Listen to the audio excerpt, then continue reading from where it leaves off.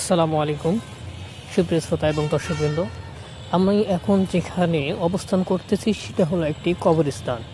এই কবরস্থানটা হলো নিরিবিলি এলাকা, কিন্তু নিরিবিলি এলাকা দেখলেও মূলত নিরিবিলি নয়। সুপ্রিয় শ্রোতা, উপরে আমরা নিরিবিলি দেখতেছি, কিন্তু ভিতরগত অবস্থা আমরা জানি না কার কবরে কী অবস্থা।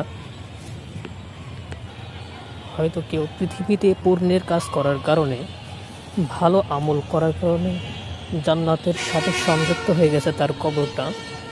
আবার কারো কবরটা পৃথিবীতে খারাপ কাজে জড়িত হওয়ার কারণে তার কবরটা ভিতরে হয়তো জাহান্নামের সাথে সংযুক্ত হয়ে গেছে।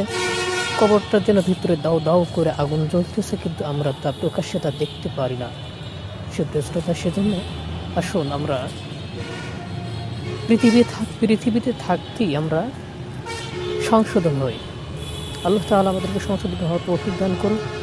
পৃথিবীর জগৎ, কবর জগৎ, আখিরাত জগৎ, ইহকাল পরকাল, প্রত্যেকটা ক্ষেত্রে আল্লাহ তাআলা আমাদেরকে মঙ্গলমণ্ডিত করুক। আল্লাহ তাআলা আমাদেরকে তৌফিক দান করুন।